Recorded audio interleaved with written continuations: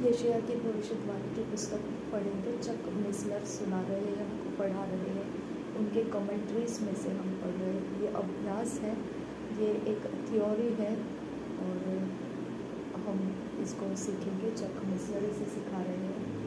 यशायाह के भविष्यवाणी की पुस्तक में 66 अध्याय है।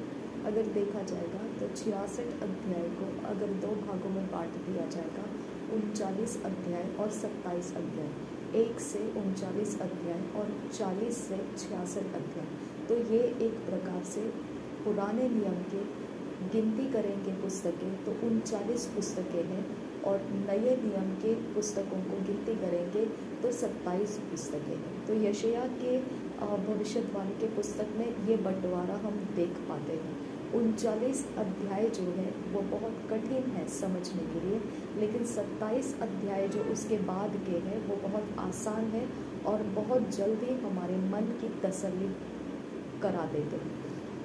अगर इसके अध्यायों के शुरुआत और अंत देखेंगे तो हम इसको संबंधित नहीं देख पाते हैं। जैसे अगर एक अध्याय हम पढ़ लेते हैं तो उसके सारे वचन आखिरी वचन तक पढ़ने के बाद उसके अगला जो अध्याय हम पढ़ते हैं वो पिछले अध्याय के साथ संबंधित नहीं दिखता है। इसका कारण ये है क्योंकि इसे सिर्फ भाषांतर करने का ही ध्यान रखा गया था।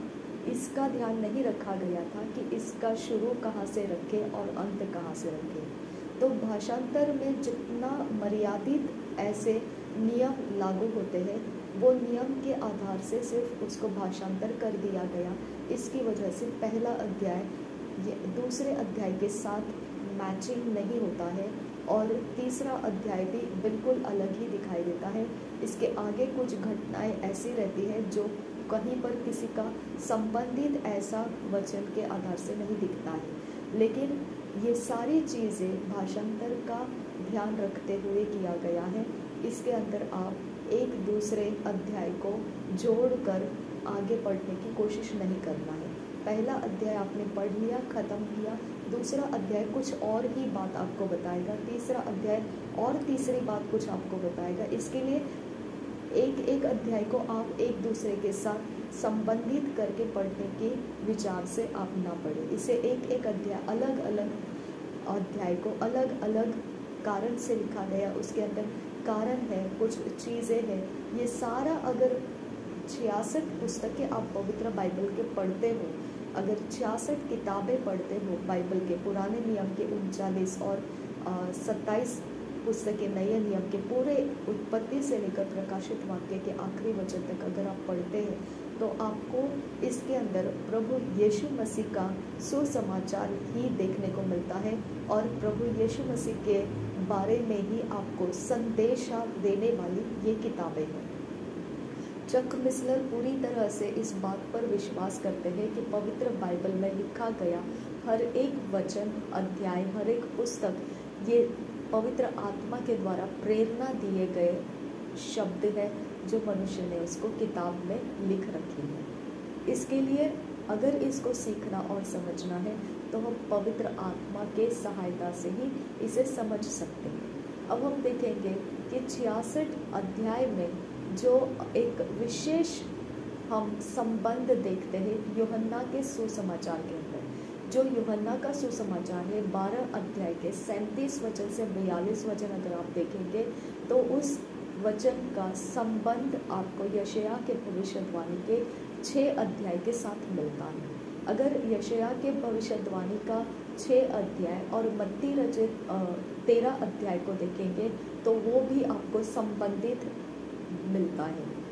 खास तरीके से आप अगर इस वचन को पढ़ेंगे आज यूहन्ना के सुसमाचार के 12 अध्याय के 37 वचन से 42 वचन तक अगर आप पढ़ेंगे तो आपको दिखाई देगा कि उस यूहन्ना जो सुसमाचार देने वाला था वो तो यशायाह के भविष्यद्वक्ता होने की बात को भी पहले अपने मुंह से जाहिर कर रहा है। जब ये पुराना नियम यूहन्ना बपतिस्मा को जब पता है, उस बात की पता होने की वजह से उसके अंदर से उसने इस बात को निकाल कर आपको नए नियम में इस को लिखवाया गया है। तो आप समझ सकते हैं पुराना नियम ये छोड़ दिया गया किताब नहीं है, उसी के अंदर से प्रभु यीशु मसीह का आगमन और प्रभु यीशु का जन्म, प्रभु यीशु मसीह का क्रूस का बलिदान सब कुछ बयान हुआ है। पुराने नियम के अंदर से ही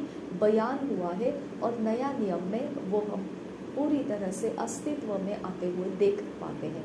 तो यूहन्ना बपतिस्मा ने भी यशायाह को भविष्यद्वक्ता कहा है। इसके लिए यशायाह की भविष्यवाणी की पुस्तक जब हम बोलते हैं तो यशायाह एक इंसान है और उसको जो गिफ्ट परमेश्वर ने दिया था वो प्रोफेसी का गिफ्ट था।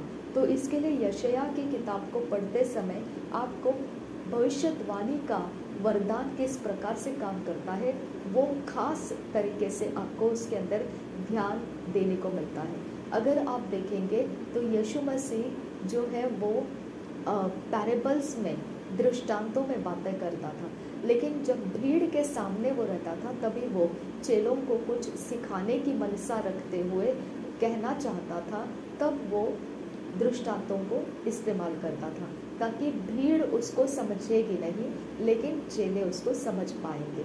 तो इस प्रकार से यशायाह के भविष्यवाणी में भी जो लिखा है वो एक दृष्टांत के तरीके में लिखा गया था कि वो आंखें रहते देख नहीं पाएंगे और कान रहते सुन नहीं पाएंगे। अगर वो सुनेंगे और देखेंगे तो मुझे उनको चंगा करना पड़ेगा। तो इसका मतलब उनका हृदय, उनका मन कठोर रखा जाएगा ताकि वो प्रभु यीशु मसीह को स्वीकार नहीं पाए और वो चंगे नहीं हो पाएंगे।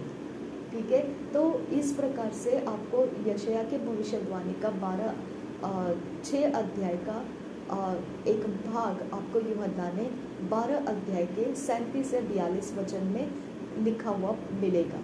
देखिए, जब ये अभ्यास हम कर रहे हैं तो जो अध्याय और जो वचन हम बोल रहे हैं आपको इसको पूरी तरह से बाइबल को खोलकर, पवित्र बाइबल को खोलकर अपने मुंह से इसे पढ़ना है, क्योंकि जब तक आप इसको अपने अंदर खींच नहीं लेते हैं ये अभ्यास का कोई महत्व नहीं रहता है। इसके लिए चाहे वो मैं आपको अध्याय पढ़ने की बात बोलूं या वचन की बात बोलूं, आपको उसको खोलना है, खुद उसको जांचना है क्या सच में ऐसा है या नहीं, और फिर बाद में उसका विश्वास अपने अंदर खींच लेना है। तो हम पढ़ेंगे यूहन्ना रचित सुसमाचार के 12 अध्याय के 37 से 42 वचन तक पढ़ेंगे। यशायाह की भविष्यवाणी 12 अध्याय उसका 37 से 42 वचन। उसने उनके सामने इतने चिन्ह दिखाए तो भी उन्होंने उस पर विश्वास न किया, ताकि यशायाह भविष्यद्वक्ता का वचन पूरा हो जो उसने कहा, हे प्रभु, हमारे समाचार का किसने विश्वास किया है और प्रभु का भुज बल किस पर प्रकट हुआ है। इस कारण वे विश्वास न कर सके, क्योंकि यशायाह ने यह भी कहा है, उसने उनकी आंखें अंधी और उनका मन कठोर कर दिया। कहीं ऐसा न हो कि वे आंखों से देखें और मन से समझें और फिरे और मैं उन्हें चंगा करूं। यशायाह ने ये बातें इसलिए कही कि उसने उसकी महिमा देखी और उसने उसके विषय में बातें की।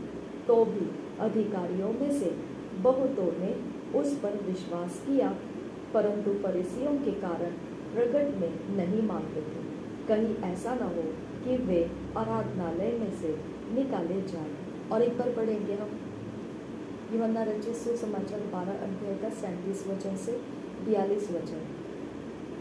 उसने उनके सामने इतने चिन्ह दिखाए तो भी उन्होंने उस पर विश्वास न किया, ताकि यशायाह भविष्यद्वक्ता का वचन पूरा हो जो उसने कहा, हे प्रभु, हमारे सुसमाचार का किसने विश्वास किया है और प्रभु का भुज बल किस पर प्रकट हुआ है। इस कारण वे विश्वास न कर सके, क्योंकि यशायाह ने यह भी कहा है, उसने उनकी आंखें अंधी और उनका मन कठोर कर दिया है।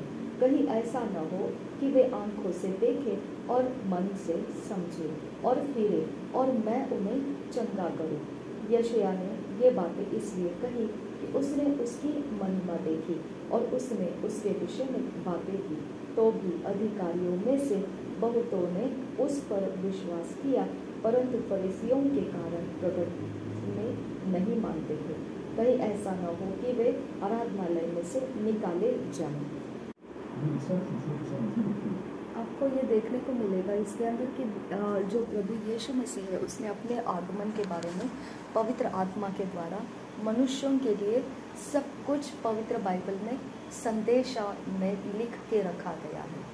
ठीक है, तो हमारे लिए ये कुछ भी ऐसा सवाल है जो यीशु मसीह के आगमन के बारे में हमको चिंतित करता है, हम पवित्र बाइबल में से उसके जवाबों को देख सकते हैं, क्योंकि प्रभु यीशु मसीह ने सब कुछ को वर्णन करके रखा है पवित्र बाइबल के अंदर।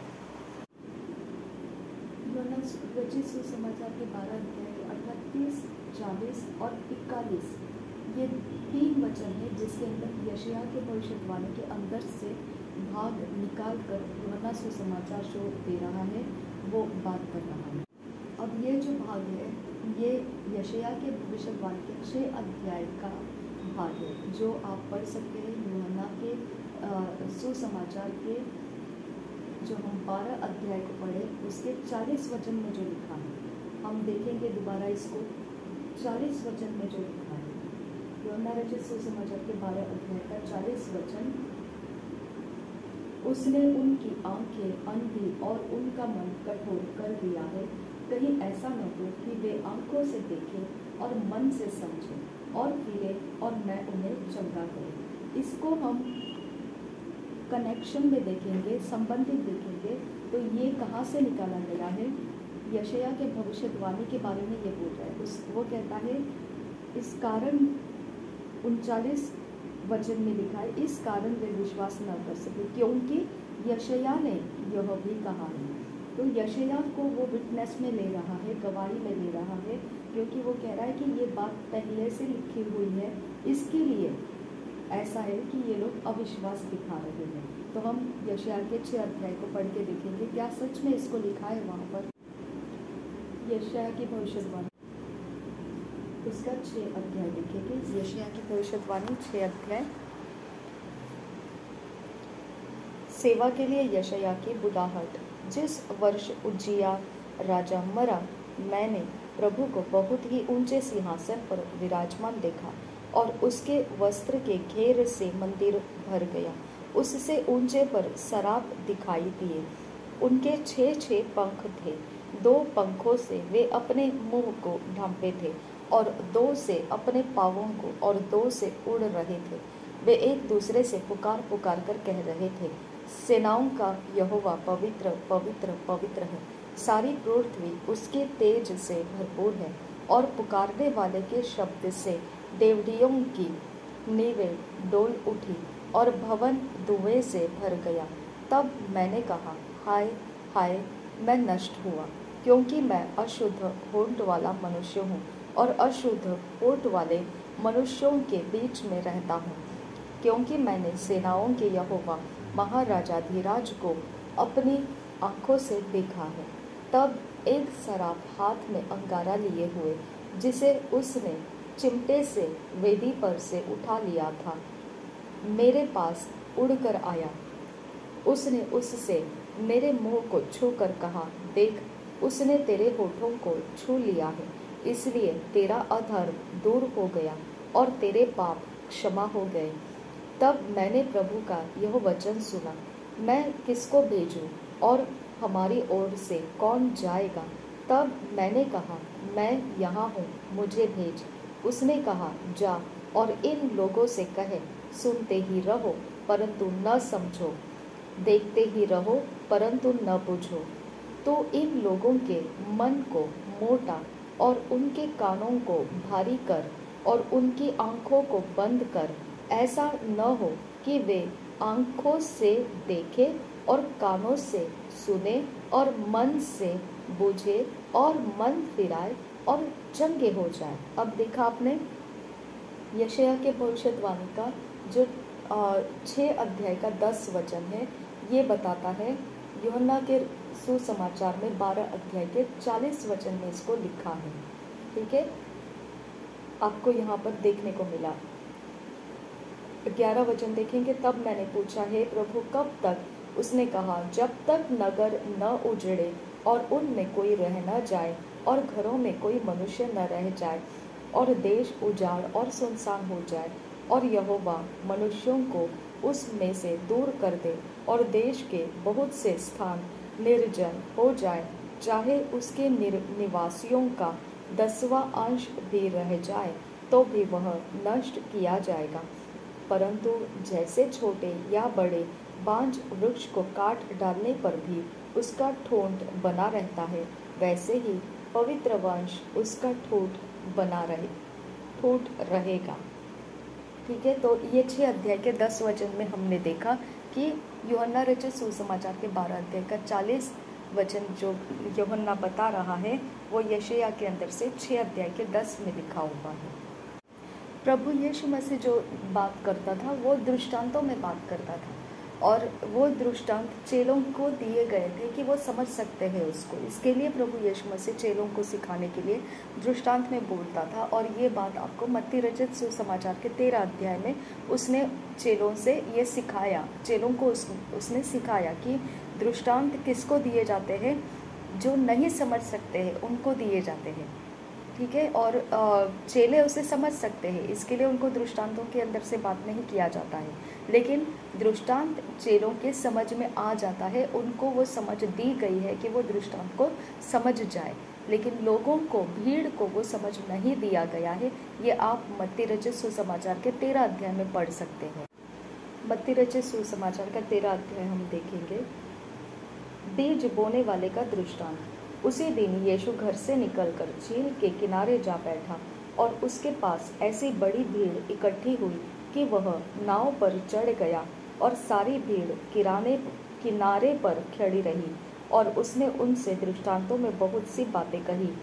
एक बोने वाला बीज बोने निकला। बोते समय कुछ बीज मार्ग के किनारे गिरे और पक्षियों ने आकर उन्हें चुरा लिया। कुछ बीज पथरीली भूमि पर गिरे, जहाँ उन्हें बहुत मिट्टी न मिली और गहरी मिट्टी न मिलने के कारण वे जल्द उग आए, पर सूरज निकलने पर वे जल गए और जड़ न पकड़ने से सूख गए। कुछ बीज झाड़ियों में गिरे और झाड़ियों ने बढ़कर उन्हें दबा डाला। पर कुछ बीज अच्छी भूमि पर गिरे और फल लाए, कोई 100 गुना, कोई 60 गुना और कोई 30 गुना। जिसके कान हो वह सुन ले। दृष्टांतों का उद्देश्य। चेलों ने पास आकर उससे कहा, तू लोगों से दृष्टांतों में क्यों बातें करता है? उसने उत्तर दिया, तुमको स्वर्ग के राज्य के भेदों की समझ दी गई है, पर उनको नहीं, क्योंकि जिसके पास है उसे दिया जाएगा और उसके पास बहुत हो जाएगा, पर जिसके पास कुछ नहीं है उससे जो कुछ उसके पास है वह भी ले लिया जाएगा। तो अब आपको समझ में आया प्रभु यीशु मसीह क्या कहता है कि दृष्टांतों में मैं क्यों बात करता हूँ। यहाँ पर उसका जवाब दिया है।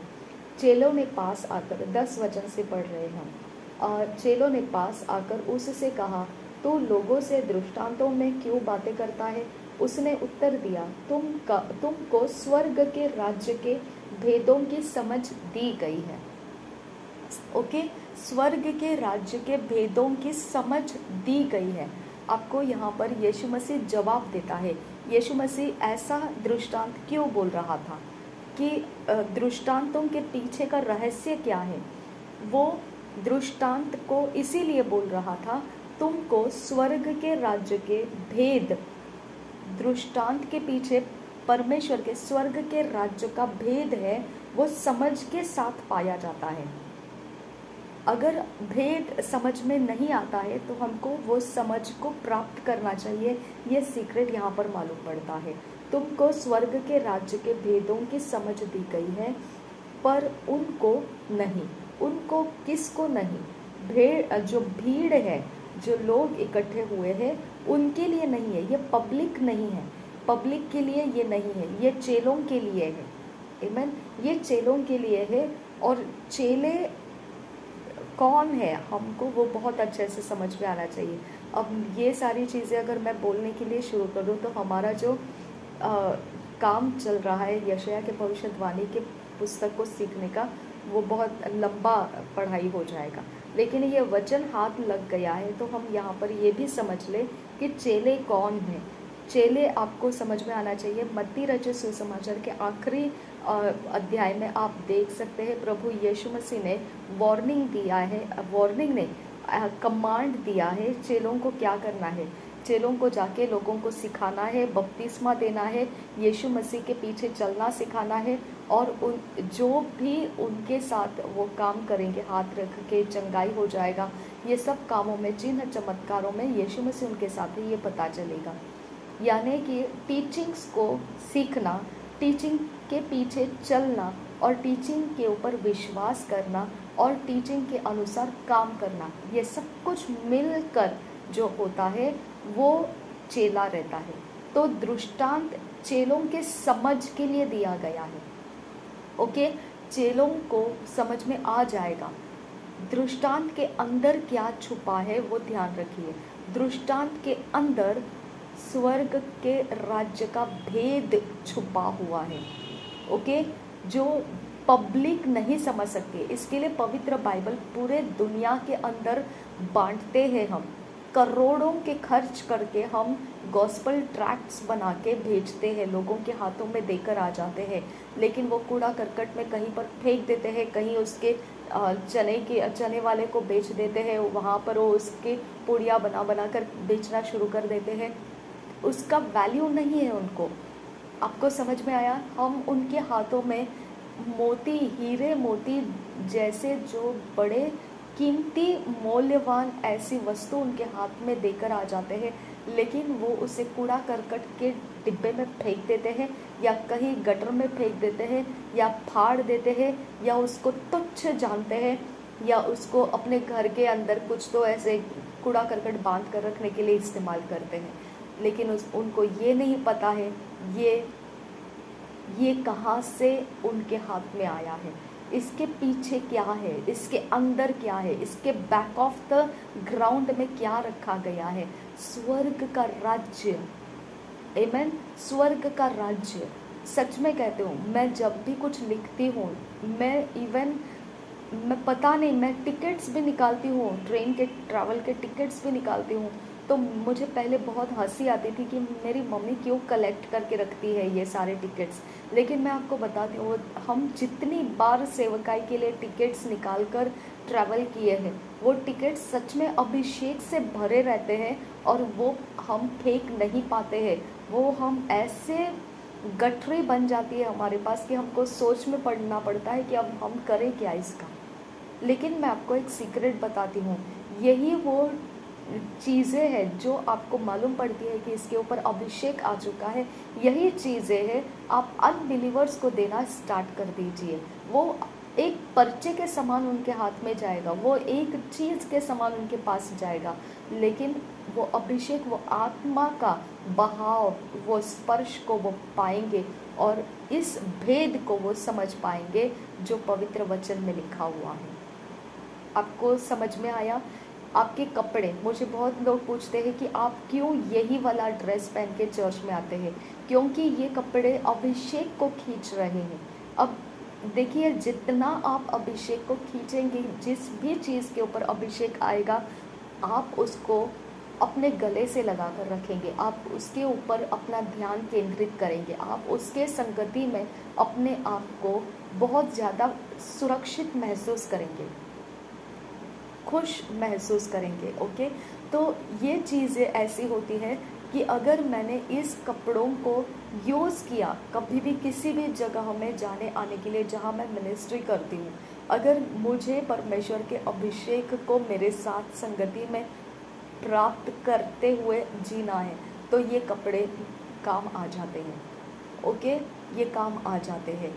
और रबान तक से ही कब आसे ही लरबा खसा, जो अनॉइंटिंग ऑयल के बॉटल से खाली हो गया, अब उसके अंदर कुछ नहीं है, लेकिन अगर आपके ऊपर अभिषेक है और वो आपको महसूस करा रहा है कि इसको फेंक मत, इसको संभाल के रख, पकड़ के रख, बैग में रख, जो आप प्रभु भोज लेते हैं उसके कप्स, अगर आपके अंदर अभिषेक आपको महसूस हो रहा है, इसको कहीं छोड़ मत, उसको रख अपने साथ। कितने महीनों वो मेरे बैग में पड़े रहते हैं, लेकिन मुझे समझ में नहीं आता है मैं इसका करूं क्या। लेकिन जब मेरी समझ में आया तब मैंने उसको इस्तेमाल करना स्टार्ट किया। ये ऐसी चीज़ें होती है जो अनबिलीवर्स को दी जाती है। आप चलते चलते राहगीर, कोई भी इंसान है जो आपके सामने हाथ फैला के खड़ा है कि मुझे पैसे दो, आप उसके हाथ में ये चीज़ें दो। ओके, देखो उनका लाइफ स्वर्ग के राज्य के भेद को प्राप्त करना स्टार्ट करेगा, उनकी समझ खुल जाएगी। ये सीक्रेट है, ये टूल्स है हमारे पास जो हम अनबिलीवर्स के हाथों में देना है। ओके, इसके द्वारा परमेश्वर के राज्य का भेद उनके अंदर खुलेगा, नहीं तो उनके लिए कोई जरिया नहीं है कि वो परमेश्वर के राज्य का भेद समझ पाएंगे। आमीन। हम चेले बनने की वजह से हमारे पास वो भेद समझने की कुवत परमेश्वर ने प्रदान की है, हमको दी है हमको, लेकिन अनबिलीवर्स के पास ये नहीं है। ये कुवत हम उनको देने से उनको मिल जाएगा। हालेलुया। तो आपका कपड़ा, आपके हैंडकरचीफ्स, आपके चीज़ें, मैंने तो बताया आपको, मेरे टिकट्स तक मैं फेंक नहीं पाती हूँ। यानी कि ये सारी चीज़ें जिसके ऊपर आपका अभिषेक उतर कर आया है और आपको महसूस हो रहा है कि आप इसे फेंक नहीं पाएंगे, तो उसको आप जमा करके रखे हुए हैं माय डियर फ्रेंड्स, उसको लेकर आप अनबिलीवर्स को देना स्टार्ट करो। जैसे आप अनबिलीवर्स को देना स्टार्ट कर देंगे, आप क्या कर रहे हैं, स्वर्ग का राज्य का भेद उसके अंदर समझ आने के लिए खोल रहे हैं। हालेलुया। वो इंसान समझ नहीं पाएगा कि आपको ये क्यों दिया है, लेकिन जब उसके हाथ में वो जाएगा, वो लेगा, उस समय उसको वो बहुत अजीब लगेगा, ये क्या दिया मेरे हाथ में, मैंने तो इसको पैसे मांगे थे। जैसे पतरस ने बोला था, जो मेरे पास है वो मैं तुझे देता हूँ। वो लंगड़े को बोला था जो मंदिर के बाहर भीख मांगने के लिए बैठा था, वो बोला मेरे पास चांदी सोना कुछ नहीं है तुझे देने के लिए, जो है उसको मैं देता हूँ, प्रभु यीशु मसीह के नाम में उठ और चलने लग। तो इस प्रकार से जो हमारे पास है, ये वो कुवत है चीज़ों में, आप उसको देना शुरू करो। मेरे पास जो भी कुवत है मैंने उसको देना शुरू किया, और जब मैंने दिया, मेरा जो कलेक्शन है वो काम आने लगा। ओके, तो आपको समझ में आना चाहिए, ये सारी चीज़ें समझ के साथ होती है, और ये समझ भेद को खोलने के लिए रहती है, और वो परमेश्वर के कंट्रोल की है। अगर हमने उसको रिलीज़ किया तो वो लोगों को मिलेगा, अगर हमने नहीं रिलीज़ किया तो वो बंद पड़ा रहेगा और वेस्ट हो जाएगा। आमीन। तो यहाँ पे यीशु मसीह ने जवाब दिया है कि ऐसे भेद, स्वर्ग के राज्य के भेद चेलों को दिए गए हैं, भीड़ को, पब्लिक को नहीं दिए गए हैं। तुमको स्वर्ग के राज्य के भेदों की समझ दी गई है, पर उनको नहीं, क्योंकि जिसके पास है उसे दिया जाएगा और उसके पास बहुत हो जाएगा, पर जिसके पास कुछ नहीं है उससे जो कुछ उसके पास है वह भी ले लिया जाएगा। My God. मैं उनसे दृष्टांतों में इसलिए बात करता हूँ कि वे देखते हुए नहीं देखते और सुनते हुए नहीं सुनते और नहीं समझते। उनके विषय में यशायाह की यह भविष्यवाणी पूरी होती है। तो अब आपको समझ में आया यीशु मसीह दृष्टांतों में क्यों बोलता था, क्योंकि यशायाह में पहले ही उनके बारे में ये लिखा गया है कि ये उनको समझ में नहीं आना चाहिए, ऐसा प्रबंध कर दिया जाए, ऐसा इंतज़ाम कर दिया जाए। तो वो इंतज़ाम कौन सा था? अंधों जैसी आंखें और मन के कठोर, ये दो चीज़ें हैं जो उनके समझ में आने नहीं देगा कि ये स्वर्ग का राज्य चल रहा है। ओके, तो यही कारण से यीशु मसीह ने भीड़ के सामने दृष्टांतों को इस्तेमाल किया, और जवाब में भी उसने यशायाह की हेल्प ली। यशायाह के बारे में उसने क्या बोला?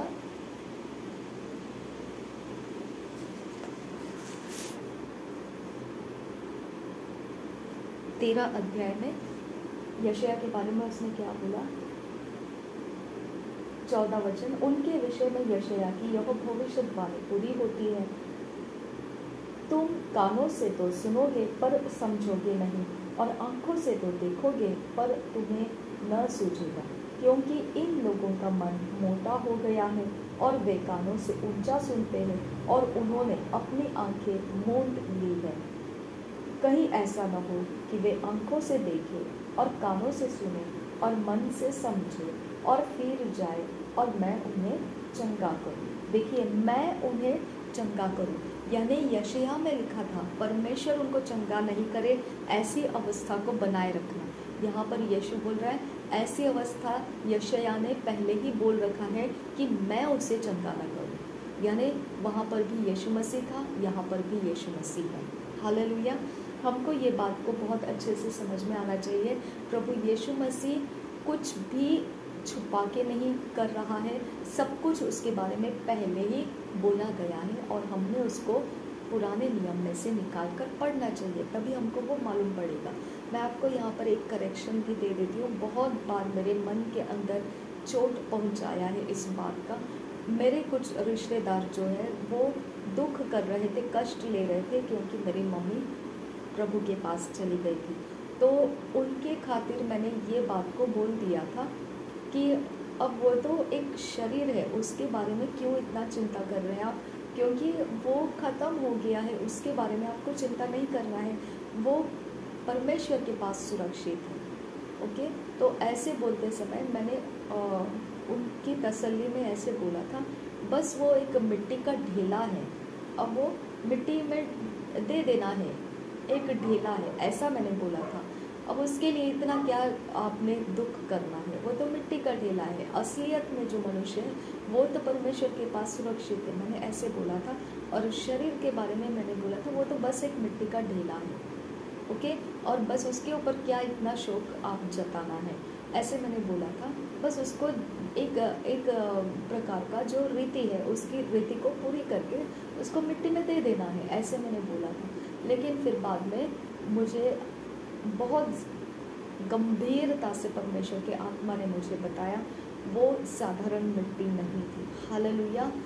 उसमें मैं अभिषेक रखा हुआ था, मैंने अपना प्रेजेंस उसको दिया हुआ था। हालेलुया। तो वो बहुमूल्य मिट्टी थी, उसकी कद्र करना, उसका आदर करना। हालेलुया। तो ऐसा है परमेश्वर, जिसके अंदर उसका प्रेजेंस आता है वो बहुमूल्य रहता है, उसकी कद्र करो, उसका आदर करो। हालेलुया।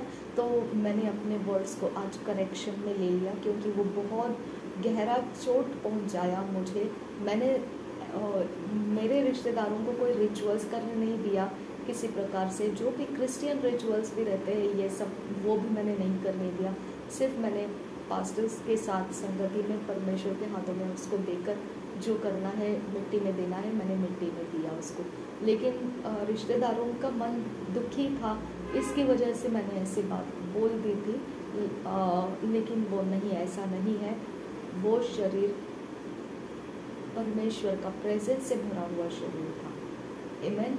और सच में वो शरीर की चमक इतनी गहरी थी कि कोई बोल नहीं सकता है कि वो ऐसा कुछ है उसके साथ कि वो श्वास खो चुकी इंसान है, ऐसा लग नहीं रहा था। इतना ग्लोरियस शाइनिंग था उसके ऊपर, बहुत ज़्यादा सामर्थ्य का एक पहरावा था उसके ऊपर। ओके, तो सच में परमेश्वर का प्रेजेंस जिस चीज़ पे आता है ना वो बहुत गहरा रहता है। इसके लिए मैं हमेशा ये ध्यान रखती हूँ, कोई मुझे ऐसे बोलता है ये लो वो लो, ये खाओ वो खाओ, या यहाँ बैठो वहाँ बैठो।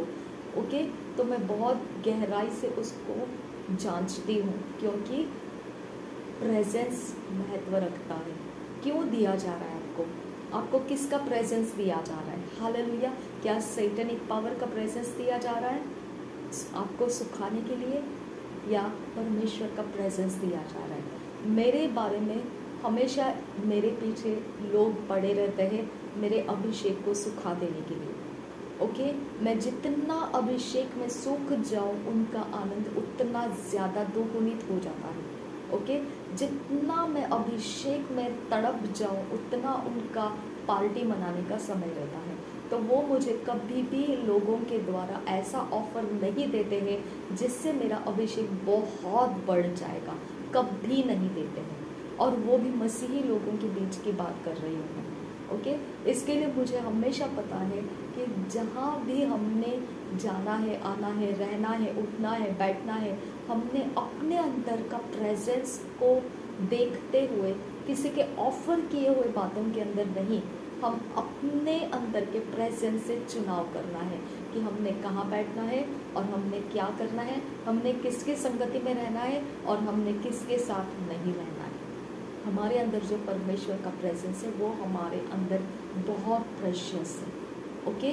और वो प्रेशियसनेस सिर्फ हमको ही वैल्यू है, लोगों को उसकी वैल्यू नहीं है। वो आपको घटाने के पीछे रहेंगे, लेकिन हम अपने अंदर से, हमारे अंदर के प्रेजेंस को महत्व देना है, वैल्यू देना है, और हम सिलेक्ट करना है हमने क्या पहनना है, हमने कैसा रहना है और हमने किसके साथ रहना है, हमने कितने दूरी तक किसके साथ, कहाँ तक कैसे रहना है, हमने अपने फैसले करना है माय डियर फ्रेंड्स, क्योंकि हमारे अंदर एक बहुमूल्य प्रेजेंस है और हम उसकी चिंता करते हैं हमेशा। हालेलुया।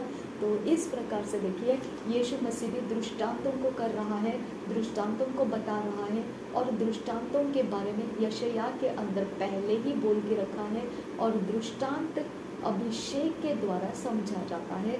वो अभिषेक आपके चीज़ों के ऊपर है। अगर आप वो चीज़ें लोगों को देते हैं, ये नहीं करना कि आपका बाइबल उठा के आप किसी को दे दिए, ये नहीं करना, ओके। या फिर आप अपने आप रोज़मर्रा ज़िंदगी आपका चल रहा है, उन चीज़ों को निकाल कर आपने उसको दे दिया, जो आपका वचन का ज़िंदगी है वही आपने रूट पॉइंट, जड़ निकाल के आपने उनको दे दिया, ऐसा नहीं करना है, ओके। क्योंकि आपको भी अभिषेक का ज़रूरत है, आप खाली बर्तन नहीं बनना है। ये चीज़ें हमारे लिए भी अभिषेक का काम करता है, हमें सपोर्टिव थिंग्स है ये, ओके। हमें सहायता करने वाली चीज़ें हैं ये, तो हमको अपने लिए भी बटोर कर रखना है। वो मूर्ख जो थे, जिनके पास दिया का तेल ख़त्म हो गया, तो जो सयानी, जो क्लेवर, जो बहुत बुद्धिमान थी, वो लोगों ने क्या किया, मना कर दिया। लिटरली उनको बोला, बस करो, हमारे पास कम तेल है, आप जाओ खोज निकालो, कोई शॉप में से ले लो। हालेलुया। तो ये गलती इस आखिरी समय में नहीं करना। आपके अभिषेक का जो संचय है उसके अंदर से आप कुछ भी, आपको खाली बर्तन बनाकर नहीं रखना है, दूसरों को देकर आप खाली बर्तन नहीं हो जाना है। अपने लिए भी बटोर कर रखो, क्योंकि आपको भी रुमाल की ज़रूरत है, ड्रेस की ज़रूरत है, चीज़ों की ज़रूरत है, अनॉइंटिंग ऑयल की ज़रूरत है, जो अभिषेक से भरे हुए हैं, और आपको उस अभिषेक से स्वर्ग के राज्य के भेद मालूम पड़ते हैं, ओके। तो इसके लिए हम, ऐसा नहीं हो जाना है कि अपने जड़ को निकाल के दे देंगे किसी को, ले लो चलो जाओ कोई बात नहीं, नो नेवर, ओके। अपने आप का भी ख्याल रखो। तो यशायाह के भविष्यवाणी का यीशु मसीह ने इस्तेमाल किया। हम अभी इस वचन में देखें, जो 13 अध्याय मत्ती के, उसमें भी यशायाह के भविष्यवाणी का वर्णन किया गया है। तो यूहन्ना रचित सुसमाचार के 12 अध्याय का 38 जो वचन है, वो भी यशायाह के भविष्यवाणी के 6 अध्याय से लिया गया है। अगर आप देखेंगे कि यूहन्ना रचित सुसमाचार के 12 अध्याय का 38 वचन जो है, वो यशायाह के 53 अध्याय के शुरुआती वचन से भी मेल खाता है, हम देखेंगे उसको। और बहुत बार जब लोग, पढ़े लिखे लोग जो है, बाइबल के जो अभ्यास किए हुए लोग हैं, वो बहुत बार यशायाह के भविष्यवाणी के 53 अध्याय को अति पवित्र स्थान कहते हैं। अति पवित्र, पवित्रों में अति पवित्र, ऐसा वो अध्याय को समझते हैं। यहाँ पर देखिए, यूहन्ना रचित सुसमाचार का 12 अध्याय 38 वचन में ये लिखा है, ताकि यशायाह भविष्यद्वक्ता का वचन पूरा हो जो उसने कहा, हे प्रभु, हमारे समाचार का किसने विश्वास किया है, और प्रभु का भुजबल किस पर प्रकट हुआ है।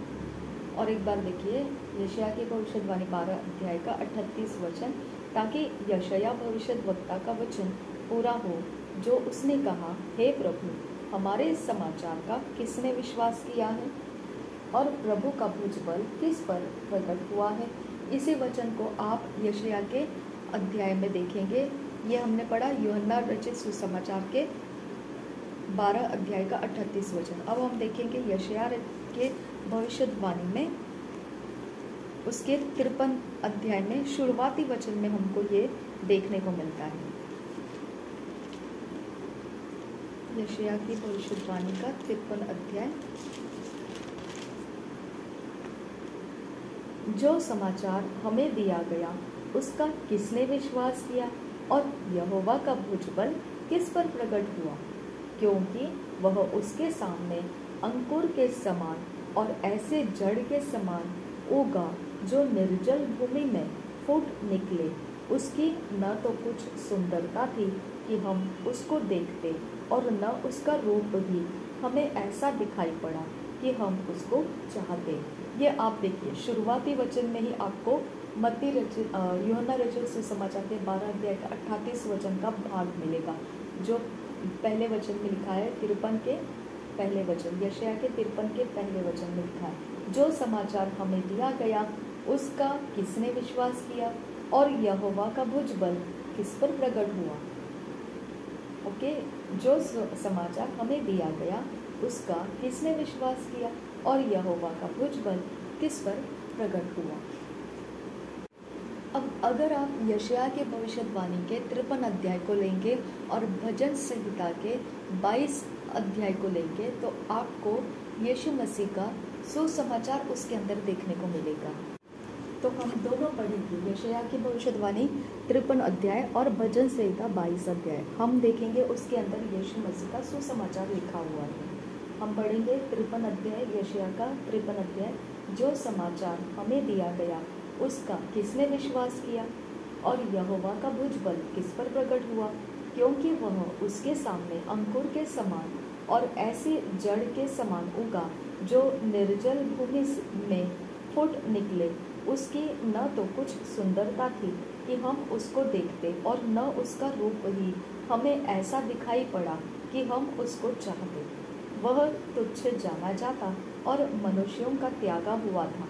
वह दुखी पुरुष था, रोग से उसकी जान पहचान थी, और लोग उससे मुख फेर लेते थे।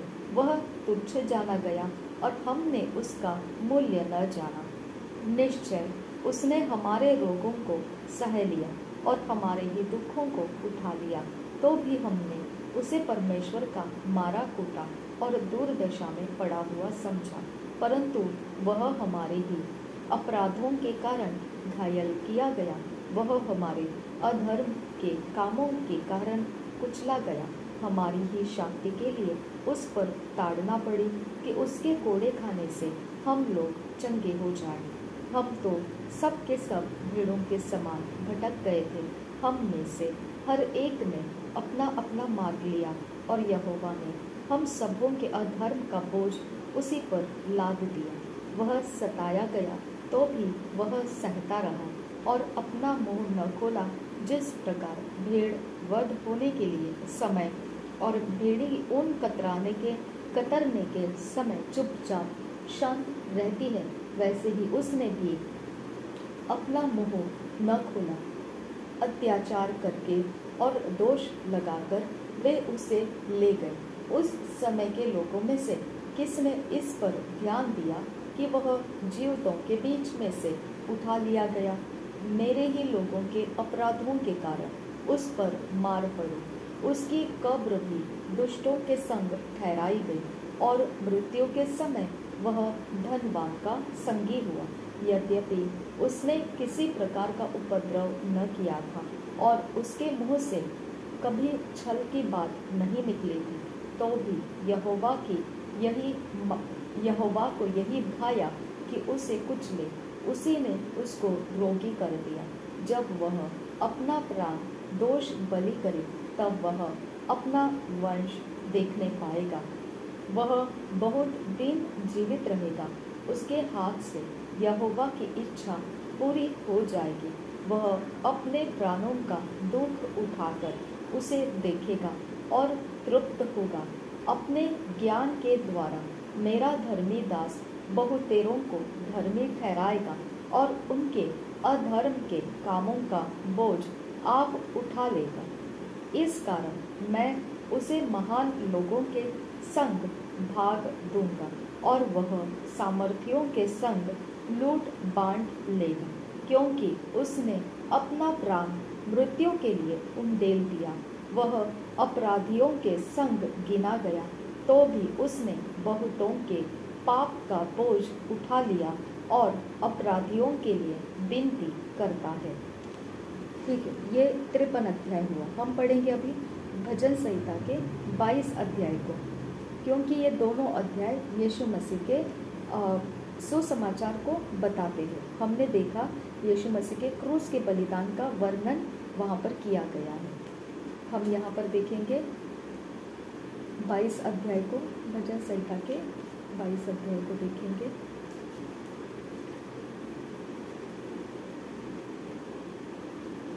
मनोव्यथा की पुकार और स्तुति गान। 22 अध्याय। हे मेरे परमेश्वर, तूने मुझे क्यों छोड़ दिया?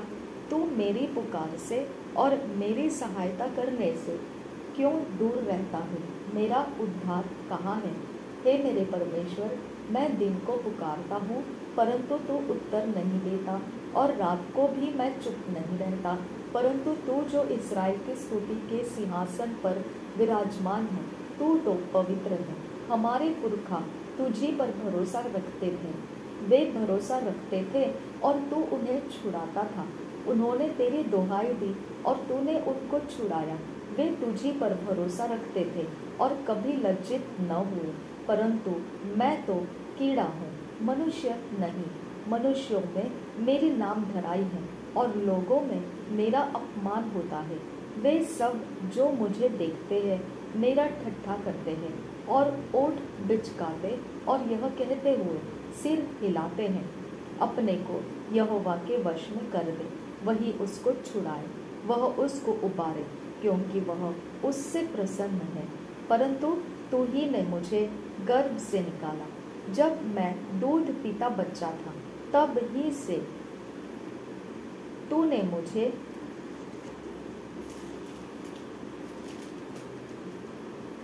भरोसा रखना सिखाया।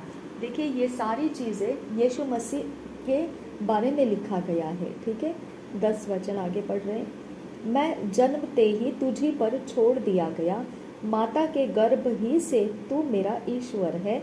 मुझसे दूर न हो, क्योंकि संकट निकट है और कोई सहायक नहीं। बहुत से सांडों ने मुझे घेर लिया है, बाशान के बलवंत सांड मेरे चारों ओर मुझे घेरे हुए हैं।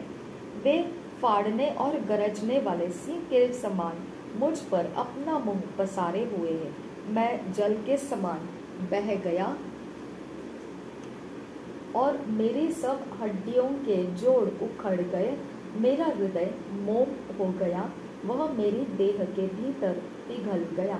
मेरा बल टूट गया, मैं ठिकरा हो गया और मेरी जीभ मेरे तालू से चिपक गई, और तू मुझे मारकर मिट्टी में मिला देता है, क्योंकि कुत्तों ने मुझे घेर लिया है।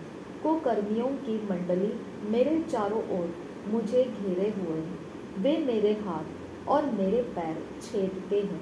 मैं अपनी सब हड्डियां गिन सकता हूँ। वे मुझे देखते और निहारते हैं। वे मेरे वस्त्र आपस में बांटते हैं और मेरे पहरावे पर चिट्ठी डालते हैं। परंतु हे यहोवा, तो दूर न रहे। हे मेरे सहायक, मेरी सहायता के लिए फुर्ती कर। मेरे प्राण को तलवार से बचा, मेरे प्राण को कुत्ते के पंजे से बचा ले। मुझे सिंह के मुंह से बचा, हाँ, जंगली सांडों के सींगों में से तूने मुझे बचा लिया है। मैं अपने भाइयों के सामने तेरे नाम का प्रचार करूंगा। सभा के बीच मैं तेरी प्रशंसा करूंगा। हे यहोवा के डरवैयों, उसकी स्तुति करो। हे याकूब के वंश, तुम सब उसकी महिमा करो। हे इज़राइल के वंश, तुम उसका भय मानो, क्योंकि उसने दुखी को तुच्छ नहीं जाना और न उससे घृणा करता है और न उससे अपना मुख छिपाता है। पर जब उसने उसकी दुहाई दी, तब उसकी सुन ली। बड़ी सभा में मेरा स्तुति करना तेरी ही ओर से होता है। मैं अपने प्राण को उससे भय रखने वालों के सामने पूरा करूँगा। अपने प्रण को उससे भय रखने वालों के सामने पूरा करूँगा। नम्र लोग भोजन करके तृप्त होंगे, जो यहोवा के खोजी हैं वे उसकी स्तुति करेंगे। तुम्हारे प्राण सर्वदा जीवित रहे। पृथ्वी के सब दूर दूर देशों के लोग उसको स्मरण करेंगे और उसकी ओर फिरेंगे, और जाति जाति के सब कुल तेरे सामने दंडवत करेंगे, क्योंकि राज्य यहोवा ही का है और सब जातियों पर वही प्रभुता करता है। पृथ्वी के सब हष्ट पुष्ट लोग भोजन करके दंडवत करेंगे। वे सब जो मिट्टी में मिल जाते हैं और अपना अपना प्राण नहीं बचा सकते, वे सब उसी के सामने घुटने टेकेंगे। एक वंश उसकी सेवा करेगा, दूसरी पीढ़ी से प्रभु का वर्णन किया जाएगा। वे आएंगे और उसके धर्म के कामों को एक वंश पर जो उत्पन्न होगा यह कहकर प्रकट करेंगे कि उसने ऐसे ऐसे अद्भुत काम किए। ओके, तो हमने यशायाह की भविष्यवाणी 53 अध्याय पढ़ा और भजन संहिता 22 अध्याय पढ़ा, और ये यीशु मसीह के क्रूस का बलिदान बताते हैं और उसका उस समय का वर्णन करते हैं जो उसके पृथ्वी पर जन्म लेने से लेकर मरने तक का उसका पूरा काम उसके अंदर बताया गया है, अध्याय में समझाया गया है।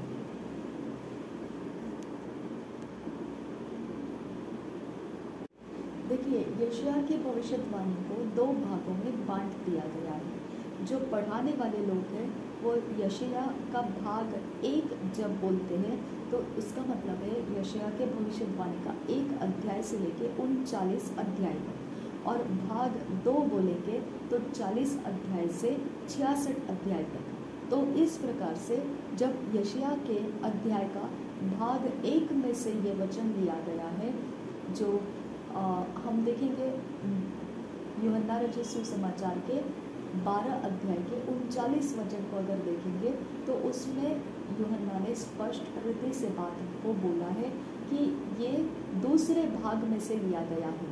यानी जो यशायाह के दूसरे भाग मतलब क्या है, 40 अध्याय से 66 अध्याय के बीच में से लिया गया है। और वो कौन सा अध्याय में से लिया गया है? यशायाह के 53 अध्याय में से लिया गया है। जो 39 वचन में लिखा है वो यशायाह के दूसरे भाग में से लिया गया है। वो दूसरा भाग कौन सा है? यशायाह के 40 अध्याय से लेकर 66 अध्याय का भाग, ये यशायाह का दूसरा भाग है। उसमें से 53 अध्याय का ये भाग लिया गया है।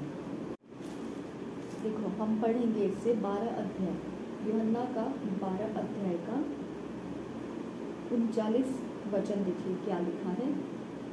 इस कारण वे विश्वास न कर सके, क्योंकि यशायाह ने यह भी कहा है। इस कारण वे विश्वास न कर सके। तो ये जो यशायाह ने पहले ही बोल कर रखा है कि वो लोग विश्वास नहीं करने वाले हैं, तो ये विश्वास न करने का कौन सी जगह में लिखा है?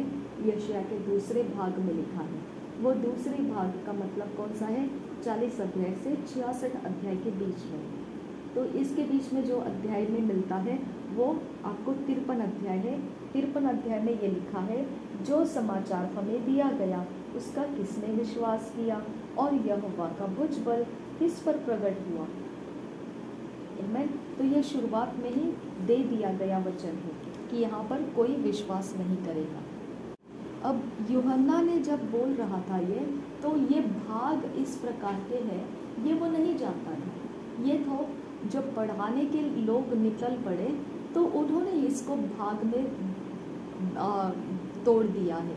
भाग 1 बोलकर, यशायाह का भाग 1 बोलकर 1 अध्याय से 39 वचन को अलग कर लिया, और भाग 2 बोलकर 40 अध्याय से 66 अध्याय तक अलग कर लिया। ठीक है, 1 अध्याय से 39 अध्याय तक भाग 1 और 40 अध्याय से 66 अध्याय तक भाग 2। तो यूहन्ना को ये भाग नहीं मालूम था, क्योंकि उस समय ये भाग नहीं पढ़े हुए थे। तो एकत्रित करके अगर देखेंगे तो यशायाह के 53 अध्याय को हम देख सकते हैं कि ये आप 38 वचन जो है, 39 वचन जो है यूहन्ना रचित सुसमाचार के 12 अध्याय का 39 वचन से मेल खाता है।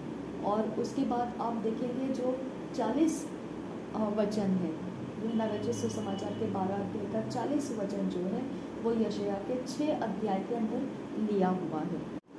यशायाह को अगर देखा जाएगा तो 66 किताब होने की वजह से एक बड़ा भविष्यद्वक्ता का पुस्तक माना जाता है, क्योंकि बाकी सब भविष्यद्वक्ताओं की पुस्तकों में 66 तक के अध्याय नहीं है। तो 5 जो है बड़े भविष्यद्वक्ता है और बाकी जो है वो छोटे भविष्यद्वक्ता है। इंग्लिश में इसे मेजर प्रॉफिट्स कहा जाता है और हिंदी में से बड़े भविष्यद्वक्ता 5 हैं और इंग्लिश में छोटे प्रॉफिट्स को माइनर प्रॉफिट्स कहा गया है। ठीक है, तो ये बड़े प्रॉफिट के बीच में, ये 5 बड़े प्रॉफिट के बीच में यशायाह जो है वो 66 किताबों को लिखा है। ये सारे जो किताब 66 अध्याय को लिखा है। 66 अध्याय, ये सारे अध्याय आपको पवित्र आत्मा की प्रेरणा से ही मिले हैं और इसके लिए इसके जो रचना है ये बहुत ही सुंदर है। परमेश्वर का सुंदरता आपको ये पूरे 66 किताबों में देखने मिलता है। उत्पत्ति से लेकर प्रकाशित वाक्य के अंदर हर एक वचन के अंदर से आप अगर देखेंगे तो इसके ऊपर अगर आप ध्यान देंगे तो आपको समझ में आएगा कि परमेश्वर के आत्मा ने प्रेरणा देकर किसी से लिखवाया है ये वचन। तो ये लिखने के बाद में जब आप इसे पढ़ते हो तो ये रचना जो है, ये किताब के अंदर लिखी बातें जो है वो आपको बहुत ही अचंभित कर सकती है, आपका जीवन बदल सकती है, आपके अंदर भेदों को, रहस्य को खोल सकती है और वो भेद, वो रहस्य क्या है आपके समझ में आ जाएगा। ये एक चमत्कार हो जाता है अगर ये आप समझेंगे कि ये सिर्फ एक पुस्तक नहीं है, 66 किताबों को इकट्ठा करके पवित्र बाइबल नहीं है, ये भेद इसके अंदर रखे गए हैं और पवित्र आत्मा के द्वारा ये हमारे तक पहुंचाया गया है, तब जाके आपको इसकी सामर्थ्य पता चलेगी। यशायाह जो है वो आमोस का बेटा था। आमोस अगर इंग्लिश में देखेंगे इसका शब्द बनता है AMOS, ठीक है, लेकिन जो पहला अक्षर है A और आखिरी अक्षर जो है वो S, ये दोनों अक्षर इब्रानी भाषा के अंदर अलग है। ठीक है, तो ये अमोज बनता है, अमोज ज बनता है अमोज, ठीक है, लेकिन इसके इंग्लिश में लिखने की वजह से ये अक्षर हम ठीक से इसको अलग नहीं कर पाते हैं, तो हम इसे आमोस कह देते हैं। ठीक है, तो ये यशायाह आमोस का बेटा है और यशायाह को परमेश्वर ने एक पद दिया था, एक जगह मतलब एक स्थान दिया था, एक उसका ओहदा रखा था, उसका एक दर्जा रखा था। ठीक है, कि वो उसके दर्जा ऐसा था कि वो सीधा बादशाह के सामने जा सकता था, सीधा उसको बादशाह का परमिशन लेने का ज़रूरत नहीं लगता था। ओके, वो सीधा चला जाएगा, बादशाह के सामने जाएगा और उसको जो बोलना है वो बोल के आ जाएगा। तो उसका पोजीशन जो था, उसका दर्जा जो था, वो बादशाहों के सामने उसको लेकर जाता था। ये आप देख सकते हैं 7 अध्याय के 3 में आप देख सकते हैं, हम पढ़ेंगे उसे। यहाँ पर लिखा है यशायाह की भविष्यवाणी 7 अध्याय का 3 वचन।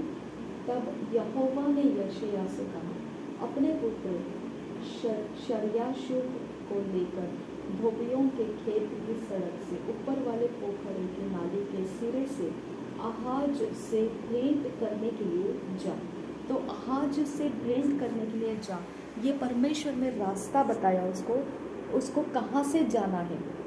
ठीक है, उसने कहाँ से निकलना है और किसको लेकर जाना है और किधर पहुँचना है, कहाँ पर जाने के लिए कहा उसने, आहाज से भेंट करने के लिए जा कहा। ओके, तो आहाज बादशाह है और बादशाह से भेंट करने के लिए जा, यहोवा उसको कह रहा है, यशायाह को कह रहा है। तो यहोवा ने उसको वो दर्जा देकर रखा था कि यहोवा उसको राजाओं के सामने, बादशाहों के सामने भेजेगा। आमीन। उसको किसी के इजाज़त लेने की ज़रूरत नहीं रहेगी। तो वो तरह का जो दर्जा रहता है जहाँ पर यहोवा भेजता है लोगों को, वो इस प्रकार का दर्जा था जहाँ पर बिना परमिशन के जाना पॉसिबल नहीं है, संभव नहीं है, मार डाला जाएगा। बादशाह के सामने कोई भी बिना परमिशन के नहीं जा सकता है।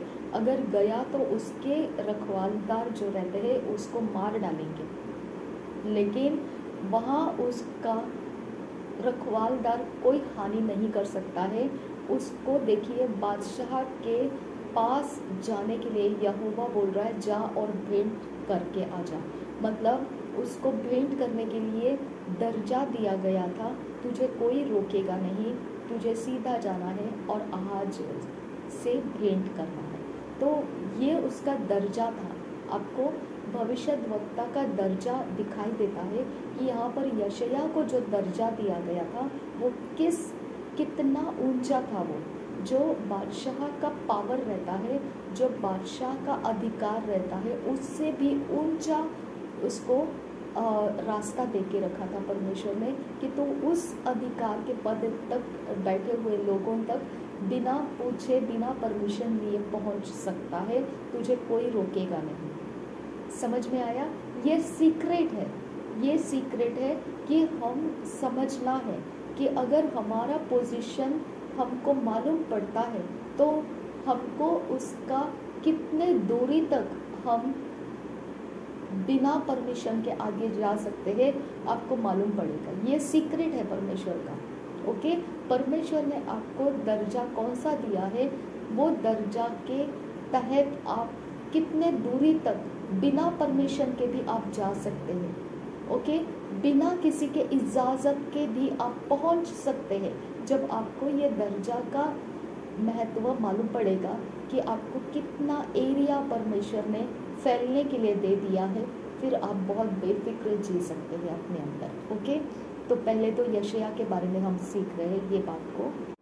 अब ये जब भविष्यद्वक्ता है, इसके संगति में जो लोग रहते हैं वो महायाजक जो रहता है उसके बहुत दिल के करीब है, यशायाह के बहुत मन के करीब, यानी उसके मन के अंदर विश्वास करने जैसा कोई स्थान प्राप्त करता है यशायाह के अंदर, तो वो महायाजक के लोग थे।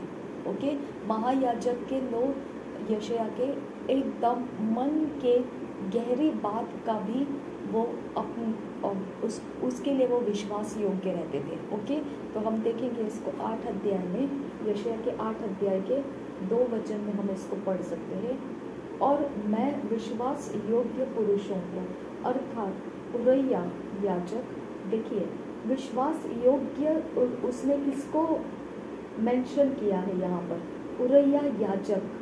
ओके, तो याजक पद के ऊपर जो लोग रहते थे उनके ऊपर उसका भरोसा रहता था और उनको वो अपने मन की बहुत डीप डाउन सीक्रेट्स को वो उसके साथ शेयर कर सकता था। वो क्या बोल रहा है, और मैं विश्वास योग्य पुरुषों को अर्थात उरिया याजक और जबरेकिया के पुत्र जकरिया को इस बात को की साक्षी करूँगा। वो अपने काम के लिए जो भी उसको ज़रूरत है वो ज़रूरत में विश्वास योग्य जो उसके सोच के अंदर है वो याजक लोग हैं, महायाजक लोग। यशायाह की भविष्यवाणी की जो लिखित वचन है, अगर उसके भाषा को देखेंगे तो बहुत ऊंचे दर्जे का इब्रानी भाषा का है वो। ठीक है, तो इसके अंदर ऊंचे दर्जे के इब्रानी भाषा का महत्व देखते हुए इंग्लिश में भी उसको बहुत ही खास ध्यान से ऊंचे दर्जे के शब्द को वो भाषांतर में इस्तेमाल किए गए हैं। यशायाह जो था ये देखा जाएगा तो एक प्रकार से जो पवित्र बाइबल में लिखा गया है उसके अनुसार सब कुछ नहीं था, कुछ अलग से भी था। मतलब उसका जो रीति रिवाज था, रहन सहन था, पूर्वज थे, वो कुछ अलग और जगहों से भी कनेक्टेड थे। जैसे हम अब्राहम के बारे में देखते हैं, वो परमेश्वर के साथ मुलाकात हुआ उसका, है ना। तो उस प्रकार से वो यशायाह भी परमेश्वर के द्वारा बुलाया गया था, ठीक है। तो उसका बैकग्राउंड अगर देखेंगे तो वो उस प्रकार से है कि वो एक एक्स्ट्रा बिब्लिकल सोर्सेस में से हम उसके रीति रिवाजों को देख सकते हैं।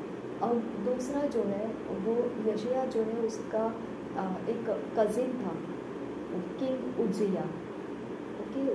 जो उजिया बादशाह था वो उसका कज़िन था यशायाह का, और यशायाह का रहने का जगह जो था यरूशलेम था। और यशायाह को 2 पुत्र थे, ठीक है। और वो यशायाह देखा जाएगा तो वो मारा गया, मनश्शे जो बादशाह था उसके द्वारा मारा गया। अब यहाँ पर मनश्शे जो था, मिश्ना उसका नाम असल में इब्रानी में देखा जाएगा तो मिश्ना, लेकिन ये मनश्शे बादशाह जो था उसने यशायाह को मार डाला। अब यहाँ पर देखेंगे हम इब्रानियों के पत्री 11 अध्याय के 37 वचन में लिखा है इसके बारे में। इब्रानियों के पत्री 11 अध्याय के 37 वचन में पथराव किए गए, आरे से चीरे गए। तो ये आरे से चीरा गया था, ठीक है। तो यशायाह को आरे से चीरा गया था, आरे से चीरे गए, उनकी परीक्षा की गई, तलवार से मारे गए, वे कंगालों में और क्लेश में और दुख भोगते हुए भेड़ों और बकरियों के खाले ओढ़े हुए इधर उधर मारे मारे फिरे। अगर आप इफिसियों के अध्याय 6 में देखेंगे तो वहाँ पे उद्धार का टोप और हमारे लिए परमेश्वर का हथियार लिखा गया है, परमेश्वर के हथियार को पहन लो, ठीक है। तो ये जो उद्धार का टोप और परमेश्वर के जो हथियार है इसके बारे में जो लिखा गया है, ये शब्द को यशायाह में से पौलुस ने निकाला हुआ है, क्योंकि उस समय जो रोमन सोल्डियर्स रहा करते थे वहाँ पर ये हथियार को इस्तेमाल करते थे। वो हथियार यशायाह के पुस्तक में मेंशन किए गए, लिखे गए हैं। अब हम देखेंगे नया स्वर्ग और नया पृथ्वी, ये प्रकाशित वाक्य के अंदर लिखा हुआ है, लेकिन ये यशायाह के साथ कैसे संबंधित है। अब भविष्यवाणी तो पुराने नियम में हो रही थी, प्रकाशित वाक्य नया नियम के अंदर लिखा गया है, तो यूहन्ना को उसका प्रकाशित वाक्य मिला है। तो ये प्रकाशित वाक्य पवित्र आत्मा ने नया स्वर्ग और नया पृथ्वी के बारे में यूहन्ना को यशायाह के अंदर से निकाल कर दिया है। आप समझ सकते हैं कि पुराना नियम यशायाह का कितना महत्व रखता है। अगर हम पवित्र बाइबल की रचना को देखेंगे तो हर एक अध्याय, हर एक चीज़ जो भी हम देखते हैं यशायाह के अंदर भी हम देखते हैं, या पूरी बाइबल में देखते हैं, पवित्र बाइबल में देखते हैं। 66 किताब जो है उत्पत्ति से लेकर प्रकाशित वाक्य तक हमको एक सिद्धांत मिलता है, इसके अंदर से सीखने के लिए मिलता है, इसके अंदर उपदेश है। लेकिन हम कहीं पर भी उनको सीधे मुँह बात किए हुए जैसे नहीं देख पाते हैं, उसके अंदर हमको ढूंढ के निकालना पड़ता है कि इसके साथ जुड़ा हुआ वचन दूसरी जगह में कहाँ पर है। तो ये प्रकार से हम वचन के पूरे उत्पत्ति से लेकर प्रकाशित वाक्य के अंदर घूमते रहते हैं, तभी जाके उन वचनों के अंदर वचन जोड़ कर तब वो हमारी समझ तक पहुंच पाता है कि निश्चित रूप से ये अभ्यास हमको क्या समझा रहा है। यशायाह के 28 अध्याय के 10 वचन में आप इसको पढ़ सकते हैं। हम कभी भी प्रचार भी देखते हैं तो प्रचारक लोग कभी भी एक वचन को पकड़कर प्रचार नहीं करते हैं। प्रचारक लोग यहाँ वचन खोलेंगे, उसका जोड़ रखने वाले दूसरे वचन को साथ में भी बोलते रहेंगे। उसके जोड़ में जब वो वचन को लेकर आपके सामने प्रचार को बोल रहे होते तभी जाकर आपके समझ में आ जाता है कि निश्चित रूप से आपको प्रचारक क्या समझाना चाहता है। तो इसके लिए इसकी फैलाव कैसे है, वचन से वचन जोड़ते हुए, अलग अलग जगहों में से ये वचन से वचन जोड़ते हुए जब आप इसके उपदेश को सीखेंगे तब जाके आपको निश्चित रूप से आप क्या अभ्यास कर रहे समझ में आएगा।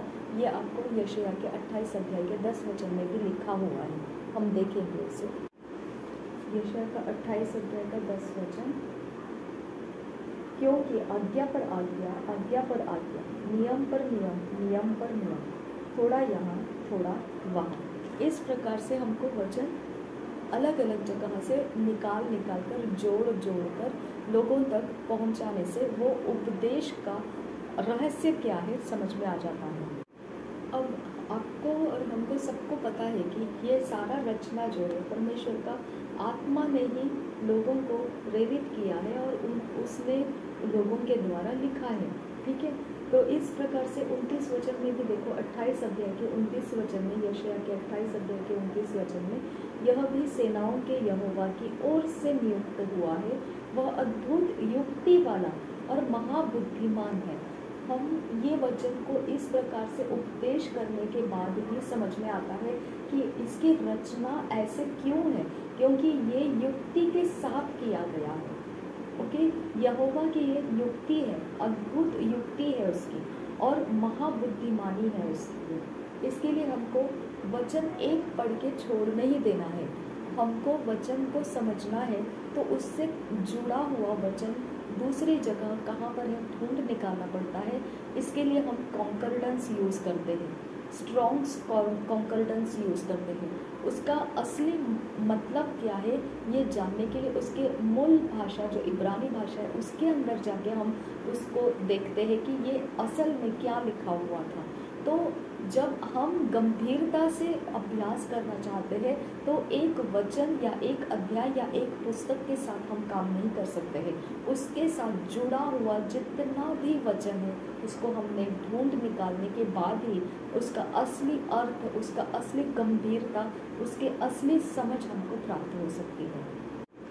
यशायाह के 1 अध्याय से 39 अध्याय तक अगर हम देखेंगे तो इज़राइल का पवित्र ये शब्द उसने 12 बार इस्तेमाल किया है। इज़राइल का पवित्र 1 अध्याय से 39 अध्याय के अंदर 12 बार उसने इज़राइल का पवित्र ऐसा कहा है, और 40 अध्याय से 66 अध्याय तक उसने 13 बार इज़राइल का पवित्र ऐसा कहा है, ठीक है।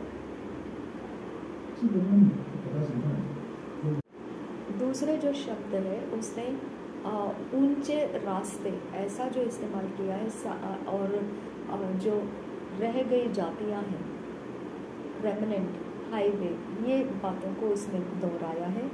और सियोन ये शब्द जो है उसने 1 से 39 अध्याय तक 10 बार बोला है सियोन ये शब्द को, और 40 अध्याय से 66 अध्याय तक उसने 8 बार सियोन ये शब्द को बोला है। और बहुत ज़्यादा उसने गर्भवती स्त्री की जो पीड़ा होती है, बच्चे जन्म देने वाले स्त्री की पीड़ा जो होती है उसके बारे में बहुत ज़्यादा लिखा है, बोला है। और वो भी उसने 101 अध्याय से लेकर 39 अध्याय तक 3 बार उस बात को जिक्र किया है, और 40 अध्याय से 66 अध्याय तक 3 बार उसने उस पीड़ा के बारे में बात किया है। अब यशायाह के अंदर बहुत बार परमेश्वर के सिंहासन के दर्शन के बारे में लिखा गया है। इसके लिए हमको ये परमेश्वर के सिंहासन का जो बात है इसको समझने के लिए हमने यशायाह के 6 अध्याय को पढ़ना है, यहेजकियल के 10 अध्याय को पढ़ना है, और प्रकाशित वाक्य के 4 और 5 अध्याय को पढ़ के रखना है। जब हम इसे पूरा पढ़ के रखेंगे तो जब ये समय आएगा कि परमेश्वर के सिंहासन के बारे में क्या बात कह रहा है यशायाह, हम अच्छे तरह से उसको समझ पाएंगे। हम पढ़ेंगे, जैसा ही ये सेशन एक कंप्लीट हो जाएगा हम उस बात को पढ़ेंगे। कौन सी बात को? यशायाह के 6 अध्याय, यहेजकियल के 10 अध्याय, प्रकाशित वाक्य के 4 और 5 अध्याय हम पूरे पढ़ के रेडी रखेंगे ताकि हम अगले समय के लिए तैयार रहे जिसके अंदर परमेश्वर के सिंहासन के बारे में कहा गया है। देखिए, सिंहासन परमेश्वर का ये सीखने में बहुत ही गहरा परमेश्वर का भेद हमारे अंदर खुल जाता है। जो सृष्टि करता है परमेश्वर, जो हमारे सब कुछ का निर्माण करता है, सब रचनाएं उसकी है, और उसके सिंहासन के बारे में हम अभ्यास करें, ये बहुत गंभीर बात, भेद हमारे अंदर खोलने का हम रास्ता चलना, ऐसा होता है। जब हम यशायाह का 6 अध्याय पढ़ते हैं या यहेजकेल के 10 अध्याय को पढ़ते हैं, प्रकाशित वाक्य के 4 और 5 अध्याय को पढ़ते हैं, ये लोग हैं जिन्होंने परमेश्वर के सिंहासन का वर्णन किया है। ये ऐसा वर्णन है जो हम आंखें रहते देख नहीं सकते हैं, लेकिन परमेश्वर ने उनको वो भेद का, रहस्य का जगह बताया जो वो वर्णन कर रहे हैं। सिंहासन बोलकर वर्णन कर रहे हैं, परमेश्वर का सिंहासन, ये कहते हुए उस अध्याय के अंदर वो सिंहासन के बारे में वर्णन कर रहे हैं। अब जब हमने बहुत बार यशायाह के 6 अध्याय के बारे में बात कर लिया है, तो उसके बाद तुरंत अगला जो अध्याय आता है यशायाह 7, तो वो एक अचंभित करने के लिए नहीं आता है, उसमें एक खास जोड़ रखा गया है। यशायाह का 7 अध्याय जो है वो आपको बताता है कि कुमारी एक बेटे को जन्म देने वाली है। तो यशायाह का 7 अध्याय जो है उत्पत्ति के 3 अध्याय के 15 वचन के साथ वो ध्यान हमारा खींचता है, क्योंकि यहाँ पे लिखा गया था उत्पत्ति के 3 अध्याय के 15 वचन में स्त्री के बीज के बारे में। तो ये जो अध्याय है यशायाह के 7 अध्याय में आप पढ़ सकते हैं, स्त्री का बीज का वर्णन इसके अंदर हुआ है। कुमारी एक बेटे को जन्म देगी। देखिए यशायाह के 7 अध्याय के 14 वचन में लिखा है, इस कारण प्रभु आप ही तुमको एक चिन्ह देगा, सुनो, एक कुमारी गर्भवती होगी और पुत्र जनेगी और उसका नाम इम्मानुएल रखेगी। यही बात यहाँ पर भी लिखा है। उत्पत्ति के 3 अध्याय के 15 वचन में इसको पहले ही बोल के रखा गया है कि परमेश्वर इस प्रकार के काम करने वाला है। ये 3 अध्याय का 15 वचन, उत्पत्ति का 3 अध्याय का 15 वचन, और मैं तेरे और इस स्त्री के बीच में और तेरे वंश और इसके वंश के बीच में बैर उत्पन्न करूँगा, वह तेरे सिर को कुचल डालेगा और तू उसकी एड़ी को डसेगा। तो इस कारण के लिए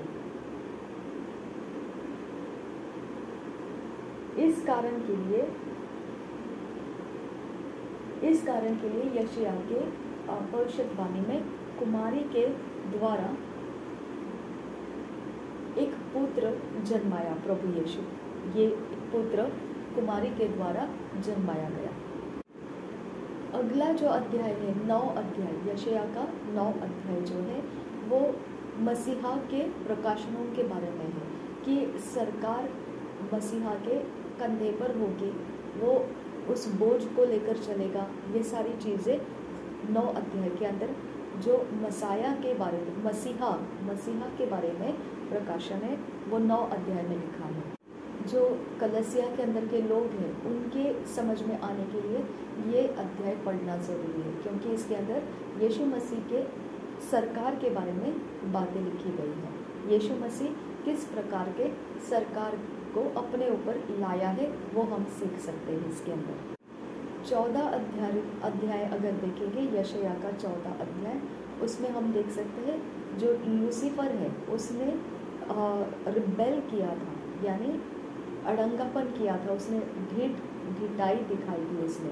तो वो प्रकार का काम जो लूसीफर ने किया था, हम 14 अध्याय के 13 अगर देखेंगे तो 13 और 14 अध्याय दोनों भी एक साथ आगे निकलते हैं, यानी वो एक प्रकार से लूसीफर के काम को जो उसने ढीठपन बताया परमेश्वर के विरुद्ध, उसी को बयान करते हैं। यशायाह ने मसीहों का उठा लिया जाना, इसके बारे में भी बात किया है, और इसके साथ साथ उसने आने वाले जो मसीह विरोध है, मसीह विरोध के आत्मा के बारे में भी बात किया है। दानियेल के पुस्तक में 9 अध्याय में जो लिखा गया है वाचा के बारे में, जो नर्क के साथ वाचा बांधी गई है, उसके बारे में भी यशायाह कुछ यहाँ पर बताता है। 19 अध्याय में बताता है, यशायाह के 19 अध्याय में आपको ये देखने को मिलेगा। जो इज़राइल लोग थे वो इज़राइलियों ने क्या किया था, नर्क के साथ जो वाचा है उसके संबंधित कुछ गलतियां कर दी थी, उसके बारे में यहाँ पर लिखा गया। 40 अध्याय देखेंगे, अगर हम यशायाह के 40 अध्याय को देखेंगे तो वो यूहन्ना जो बपतिस्मा है उसके बारे में उसने भी इस अध्याय में से बहुत सारी बातों को अपने सुसमाचार के अध्यायों में लिख कर रखे। यूहन्ना सुसमाचार जो है दे रहा था, उसके बारे में सुसमाचार देने वाला यूहन्ना जो बपतिस्मा देने वाला यूहन्ना है उसके बारे में ये लिखा था कि उसके ऊपर एलिया का अभिषेक आ चुका है। तो वो अभिषेक के बारे में भी आपको 40 अध्याय में पढ़ने को मिलता है। 45 अध्याय में अगर हम देखेंगे तो वो सीरिया के बारे में है, यानी सीरिया के राज्य का कैसा रचना होने वाला है और उसकी कैसे कैसे घोषणाएं रहने वाली है उसके बारे में है। यशायाह के 53 अध्याय में देखेंगे कि जो यीशु मसीह है उसका कष्ट उठाना जो था क्रूस के बलिदान में और मृत्यु होना, इसके बारे में वहाँ पर लिखा है। अगर 63 अध्याय को देखेंगे तो यीशु मसीह ने अपने जो 61 अध्याय में पहले यीशु मसीह के बारे में उसको क्या जिम्मेदारी दी गई है वो लिखा है। 63 अध्याय में देखेंगे कि यीशु मसीह अपने सेवकाई के बारे में वर्णन कर रहा है, उसके खून बहाने के काम, उसके शरीर का जो वस्त्र है वो किस प्रकार से खून से छींटों से भरा हुआ है, और उसके दूसरे आगमन के बारे में ये सारी चीज़ें आपको 63 अध्याय में मिले। और फिर आगे 65 और 66 अध्याय जो है वो आपको मिलेनियम के बारे में है और उसके आगे क्या क्या होने वाला है उसके बारे में लिखा है। प्रकाशित वाक्य के अंदर इसे बहुत ज़्यादा खोज करके लिखा गया है। जब आप देखते हैं कि प्रकाशित वाक्य के अंदर मिलेनियम की बातें लिखी गई हैं तो वो बहुत अलग कुछ लिखा हुआ नहीं है, वो यशायाह के 65 और 66 अध्याय में जो लिखा गया है वही बातों को यशायाह के अंदर से निकाल के वो प्रकाशित वाक्य में पवित्र आत्मा ने यूहन्ना को दिया था और वो लिखा गया। अब हम आगे देखेंगे कि यशायाह का जो पुस्तक है, भविष्यवाणी की पुस्तक है, उसको अध्याय के साथ हम पढ़ते हुए जाएंगे, देखेंगे उसके अंदर एक एक अध्याय के अंदर क्या क्या विशेषता, कहाँ कहाँ कैसे कैसे यशायाह के भविष्यवाणी में लिखा हुआ है। धन्यवाद करते हैं प्रभु यीशु मसीह, हमारी मदद कर, क्योंकि तेरे आत्मा के बिना हम ये कुछ भी समझ नहीं सकते। अगर तू हमारी सहायता करेगा, पवित्र आत्मा जो सच्चाई का आत्मा है वो झूठ को मिटा देता है। हर एक झूठ के बंधन हमारे शरीर प्राण आत्मा के अंदर से ये सीखते समय टूट जाए और सच्चाई हमारे अंदर स्थापित हो जाए। नासरी यीशु मसीह के नाम में हर एक पाप का ज़मीन हमारे अंदर से टूट जाए, श्राप के हर एक युक्तियाँ हमारे अंदर से टूट जाए और परमेश्वर का पवित्रता और सौम्यता जो परमेश्वर की शांति है वो हमारे अंदर पूर्ण रीति से हमारा कब्जा करे। परमेश्वर पिता हमें तेरे अंदर रहना सिखा, तेरे पवित्रता में, तेरे सच्चाई में हमें बनाए रख खुदा। हमें किसी भी बात से कतराने मत दे खुदा परमेश्वर। हमारे अंदर का हियाव तो बढ़ा परमेश्वर पिता। तेरे सच्चाई जब हमारे अंदर है खुदा परमेश्वर तो हमने और किसका भय रखना है। हमारी सहायता कर, हमें पूर्ण रूप से तेरे सच्चाई में डूब जाने दे, पूरी तरह से हमें तेरे सच्चाई का आनंद उठाने दे, क्योंकि तुझ में जीवन है और तू अगर ये वचनों को हमारे अंदर नहीं खोलेगा तो दुनिया के अंदर हमारे लिए सब कुछ भयभीत करने वाली बातें हैं। हमारी सहायता कर, हमें तेरे वचन के अंदर आने दे, हमें तेरे रहस्य भेद को प्राप्त करने दे और हमें आनंदित होने दे। हमारे सारे रास्ते तेरे वचनों के भेद में से खुलने का आनंद हमको होने दे। नासरी यीशु मसीह के नाम में विनती करते हैं, सुन और कबूल कर पिता। आमीन आमीन आमीन। हम अगला रिकॉर्डिंग में यशायाह के 1 अध्याय से शुरू करेंगे। प्रभु यीशु मसीह हम सबके साथ बना रहे। आमीन आमीन आमीन।